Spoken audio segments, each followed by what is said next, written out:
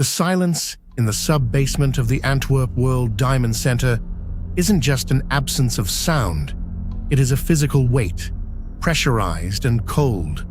You stand in the absolute pitch of the corridor, 2 floors beneath the unsuspecting cobblestones of Hovenierstraat, listening to the frantic, muted thud of your own. Your thumb rests on the plastic nozzle of a cheap can of hairspray, a €5 grocery store item that is currently the only thing standing between you and a life ending in a Belgian prison cell. To your left, the darkness is total, but you don't need light. You've memorized the coordinates of every infrared heat sensor until they appear in your mind like a glowing grid. If you move too fast, the Doppler radar hidden in the ceiling will pick up the shift in air density. If you move too slow, the seismic sensors in the floor might register the rhythmic vibration of your shifting weight. This isn't a heist, it's a surgical procedure performed in a graveyard. You signal into the shadows behind you. The genius is a silhouette of focused nerves. His breathing so shallow, it's almost non-existent. The monster stands behind him, a wall of silent muscle ready to breach the unbreakable. You take 1 step forward, your boots wrapped in thick, felted fabric to dampen the strike of rubber on concrete. The air here tastes like ozone, industrial air filtration, and the dry scent of old money. You reach out, your arm moving with the agonizing fluidity of a hunter, and depress the nozzle of the hairspray. A fine, sticky mist coats the lens of the first heat sensor, creating a temporary translucent film that masks your body heat from the electronic eye. It's a trick so simple, it feels like a sin against the millions of dollars of Belgian engineering guarding the vault. Your skin pricks with cold sweat despite the subterranean chill.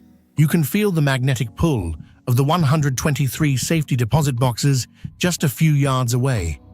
A king's ransom of rough stones, polished baguettes, and solid gold bars waiting in the dark to be claimed. You reach the massive magnetic seals of the vault door. This is the threshold. This door is a 10-ton masterpiece of steel and vanity, boasting a combination lock with 100 million possible sequences and a secondary key lock that should be impossible to bypass. You remember the years spent posing as a merchant, the charming Italian from Turin with the expensive suits and the easy smile, all for the sake of standing in this freezing darkness with a heartbeat like a jackhammer. Your fingers, steady despite the adrenaline-fueled roar in your brain, begin to work on the magnetic sensors. You've prepared customized plates of aluminum and magnets to fool the field, a delicate bypass that requires the precision of a jeweler. If the magnetic field breaks for even a millisecond, the circuit closes. The police station is only blocks away. The Diamond Squad, Pays, and De Bruyke would be on you before you could even turn to run. You hold your breath until your lungs burn. The silence of the vault pressing against your ear. 1 inch, 2 inches, the plates slide into place, mimicking the magnetic pull. The light on your handheld monitor stays a steady, mocking green. You are inside the perimeter. The vault door looms before you, a giant, silent god of steel, and you are the heretic come to strip its temple bare. $100 million is waiting on the other side of that metal skin, and the only thing that matters is that you do not blink. The rain in Antwerp is a persistent grey drizzle that coats the cobblestones of Hovenierstraat in a slick, oily sheen, but you don't mind. You've been breathing this damp northern air for 3 years now. You adjust the lapels of your charcoal grey Vitale Barberis suit, the wool heavy and smelling faintly of espresso and expensive tobacco. To the world, and especially to the guards at the Antwerp World Diamond Centre, you are Leonardo Notarbartolo, a prosperous Italian gem merchant with a charming smile and a penchant for fine jewelry. The security guard, a man whose name and daughter's birthday you've memorized, gives you a tired nod. You tap your tenant ID badge against the sensor. The beep is a dull, electronic chirp. The sound of 24/7 access. The sound of total trust. You've spent 2 years cultivating this silence. Every morning since 2000, you have walked these halls, renting an office you barely use for legitimate business. You feel the weight of the miniature camera hidden in your breast pocket, its lens no larger than a pinhead, catching the flicker of the overhead monitors and the rotation cycles of the pan and tilt cameras. In your mind, the building is no longer concrete and steel. It is a ghost map of frequencies and vulnerabilities. You spend your afternoons nursing a macchiato at the corner cafe, watching the armored trucks arrive and depart, timed to the millisecond. You've noted the shift changes, the way the guard's eyes glaze over at 3 a.m., and the precise moment the magnetic seals on the vault doors engage with a sound like a guillotine falling. Back in your apartment, and later in a secluded warehouse in Italy, the School of Turin waits for your data. You are the architect. You provide the blueprints for the genius to dissect the infrared grids and for the king of keys to visualize the double-bit locks. You remember the night you stood in the mock-up vault you built, a perfect 1-to-1 scale replica of the AWDC's inner sanctum. For months, you and your team practiced in total darkness, moving by touch, navigating the maze of Doppler radar and seismic sensors you knew were waiting beneath the floorboards. You've memorized the distance between the vault door and the 160 safety deposit boxes. 32 steps. You know the exact resistance of the combination dial. Every time you enter the real building now, your skin prickles with the electricity of the secret you carry. You are a virus inside a high-security mainframe, slowly bypassing the pressure is a constant cold stone in your gut, but you mask it with Italian bravado. You buy rounds of drinks for the other merchants. You talk about rough cuts and clarity, all while your eyes are scanning the hinges of the heavy reinforced doors and the positioning of the light-sensitive alarms. You aren't just stealing diamonds, you are deconstructing an impossible puzzle. You have become a part of the architecture, a shadow among the giants of the diamond trade, waiting for the one weekend when the world turns its back and the vault sits silent, waiting for your touch. You look at your watch. The clock is ticking toward February, and the mask is almost ready to come off. In the silence of your rented office, you realize there is no turning back. You have lived this lie for so long that the truth feels like the heist isn't just a job anymore. It's the only reality that matters. The basement air is thick with the scent of ozone and the heavy metallic tang of cold steel. You lead the way into the belly of the beast, your footsteps making no sound on the reinforced flooring of the Diamond District's most sacred ground. Hovenier's Strat 22 is silent, a tomb of glass and concrete, but you know better. The silence is a trap.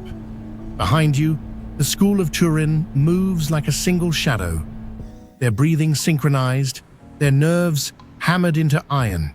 You reach the first barrier.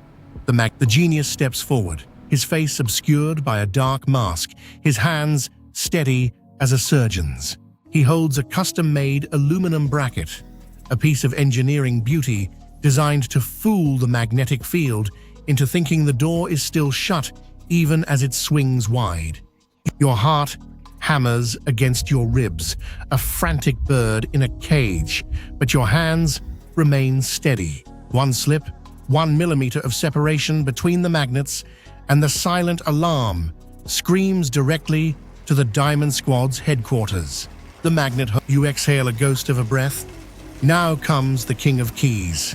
You've spent months tracking the vault's primary guard, watching from your rented office, documenting his every habit until you finally secured the imprint of the original key. The king slides the duplicate into the lock. It's a heavy, primitive sound in such a high-tech environment, the mechanical thud of tumblers falling into place. But the door doesn't budge. Not yet. You have the combination. A sequence of numbers you memorized until they were burned into your retinas, harvested from a pinhole camera you hidden in a fire extinguisher months ago. You rotate the dial. Left, right, left. The heavy internal bolts retract with a groan that sounds like a dying god.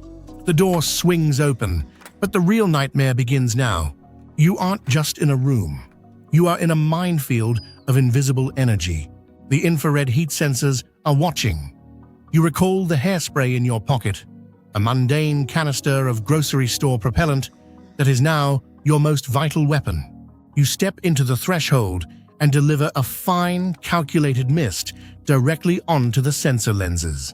You watch as the transparent film settles, temporarily insulating the sensors against the heat of a human body. It's a low-tech solution to $1 million problem. Behind you, the monster is already deploying the shields, large, reinforced panels made of styrofoam. These are your moving walls. You and your team crouch behind them, creating a cold zone that the sensors can't penetrate. Then there is the Doppler radar. It's a pulse of invisible sound, sensing the slightest movement in the room's frequency. If you move too fast, the alarm triggers. If you move too slow, you run out of time. You find the rhythm, a slow-motion crawl that feels like drowning in molasses. Your muscles scream with the effort of the controlled movement. Sweat you can't afford to. To your left, the genius is already at the light sensors, taping them over with black electrical tape, blinding the vault's own eyes. Every layer of security is a lock, and you are the skeleton key. The seismic sensors under the floorboards are the final hurdle. You move with the weight of a ghost, distributing your pressure exactly as practiced in the warehouse replica back in Italy. You are no longer Leonardo Notarbartolo. You are a ghost in the machine, a glitch in the most sophisticated security system on the planet. The vault is wide open, a dark cavern of promised wealth, and the only thing left between you and $100 million is the sheer audacity to take it. The door weighs 16 tons, but it swings open with a silent, ghostly grace that mocks the security of the modern world. You step onto the threshold of the inner sanctum, the belly of the beast. This is the moment your life is measured by. 2 floors beneath the Hovenstraat, the silence is thick enough to choke on. The red light from the bypass sensors casts long demonic. Your team moves like a single, multi-limbed organism. Their movements practiced in that miniature replica you spent months studying. Behind you, the King of Keys is already kneeling, his fingers dancing over the safety deposit boxes with a lover's touch. The monster grunts as he readies the slide hammer, a brutal piece of engineering designed for one purpose: destruction. Click, thud. The first box surrenders. You watch as the genius monitors the electronic heartbeat of the building, his eyes darting between his handheld displays and the infrared sensors you blinded hours ago with a thin film of one slip of a foot, one sudden shift in temperature, and the Diamond Squad will be swarming the stairwells with submachine guns. But the air remains still, cold, heavy. Pop, pop, pop. The rhythm of the heist begins. It's a violent, industrial symphony. The monster is tearing through the rows of steel lockers, the sound of metal shearing echoing through the subterranean chain. It's the scent of copper, old leather, and the cold ozone tang of high-security steel. Then, the first tray is pulled. Blue-white fire spills out under your flashlight. Hundreds of carats of rough and polished stones tumble onto the floor. They don't glow, they burn. They are followed by gold ingots that thud onto the mounting pile of velvet linings and discarded paperwork. You reach down and plunge your hand into a pile of loose diamonds. They feel like cold, sharp sand, clicking together with a sound like frozen rain. You aren't just a merchant anymore. You are the god of this underworld. 123 boxes. That's the count burned into your brain. You work with a frantic, focused energy, your pulse a steady hammer against your temples. Your hands are slick with sweat inside your gloves. You grab a heavy, reinforced duffel bag and begin shoveling the loot inside. Forget the jewelry settings. Forget the certificates. You want the weight, the raw, unadulterated value. Beside you, Speedy is breathing hard, his pupils dilated with the sheer adrenaline of the haul. His hands shake as he grabs a handful of necklaces. "Keep moving," you hiss, the Italian vowels sharp and low, cutting through the mechanical noise. Don't look at it, just bag it. The floor is disappearing. It's buried under a sea of discarded velvet trays, thousands of leather pouches, and more wealth than any You see a diamond necklace worth more than a villa in Lake Como lying in the dirt like a piece of common costume jewelry. You kick it aside to reach the next row. The scale of it is dizzying, a physical pressure on your chest. You've bypassed 10 layers of high-tech security, outsmarted Doppler radar, and made a mockery of seismic sensors. Now, you are literally drowning in the prize. But the clock is screaming in your mind. Every second spent in this steel box is a second closer to the Monday morning sun, to the discovery, to the closing of the net. Your muscles ache. The weight of the duffel bags is becoming a physical burden. You look at the genius, he nods. You've hit the limit. You take one last look at the remaining boxes, the 37 left untouched, and you make the call. The bags are full. The vault is gutted. You signal the retreat, your heart drumming against your ribs like a trapped bird, knowing that you are walking away with $100 million, provided you can vanish before the world wakes up. The engine of the Peugeot hums a low, vibrating note that rattles your teeth, a constant reminder that you are no longer a ghost in the shadows, but a target on the move. You are driving south, the grey Belgian sky visible in the rearview mirror, retreating as you aim for the Italian border. Behind you, the Diamond District is a hollowed-out shell. The Antwerp World Diamond Centre, unaware that its reinforced heart has been surgically removed. You look at the duffel bags crammed into the footwells and the trunk. They aren't just luggage, they are the compressed weight of 1,000 lives you will never have to live. $100 million in raw glitter and gold. But the air inside the car is thick, sour with the smell of 3 days' worth of unwashed adrenaline and the sharp metallic scent of the loot. Speedy is behind the wheel, and he is coming apart. His knuckles are white, his eyes darting to the rearview mirror every 5 seconds, searching for the blue flash of the Diamond Squad that hasn't come yet. He's vibrating with a frantic, jittery energy that makes the hair on your neck stand up. Between his feet sits the one thing that doesn't belong in a masterpiece: the trash. It's a plastic bag filled with the mundane remains of your brilliance, ripped envelopes from the AWDC, store receipts from the equipment you bought, scraps of videotape, and the leftovers of the sandwiches you ate while waiting for the vault's heartbeat to stop.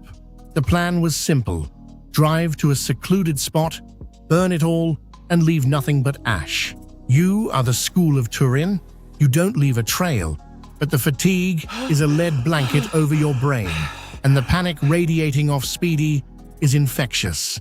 "We have to get rid of it, Leo," he hisses, his voice a jagged edge cutting through the hum of the tires.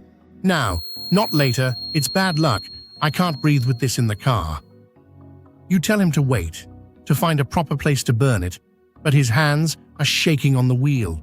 Near Vilvoorde, just off the E19 highway, the pressure snaps. He swerves the car onto a dirt track bordering a patch of dense woods. The tires scream against the shoulder, kicking up grit. Before you can grab his arm, he is out of the car, grabbing. You watch him through the window, a frantic silhouette against the damp trees. He doesn't burn it. He tosses it into the brush, a pathetic wet thud that signals the end of your perfection. You should go out there. You should stay and watch the plastic melt under a flame. But your body is screaming for distance, for the safety of the horizon. You let him drive away. You leave while you are dreaming of Mediterranean villas and the quiet life of a king.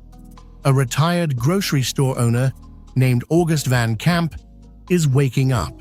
He walks onto his land, finds the litter, and sees the official AWDC envelopes scattered in the dirt. He calls the police. Within hours, Detectives Pease and DeBricker are sifting through your garbage with surgical precision. They find it. The one thing you didn't think twice about. A half-eaten salami sandwich. A momentary lapse in hunger. A bit of discarded crust. Carrying your DNA like a signed confession. The transition from the world's greatest thief to a marked man happens in a heartbeat. When the handcuffs finally ratchet shut around your wrists back in Antwerp, the irony is a bitter pill. You bypass 10 layers of the most sophisticated security on the planet, magnetic fields, Doppler radar, infrared sensors, and a lock with 100 million combinations, only to be undone by a bag of trash and a sandwich. You sit in your cell, the silence of the prison, a sharp contrast to the silent vault, and you realize the diamonds are gone, stashed in a place only your circle knows. But the legend of the heist of the century has a dark footnotes. What would you have done? Would you have turned back to burn the evidence or kept driving toward the border? Drop your answer in the comments. Subscribe.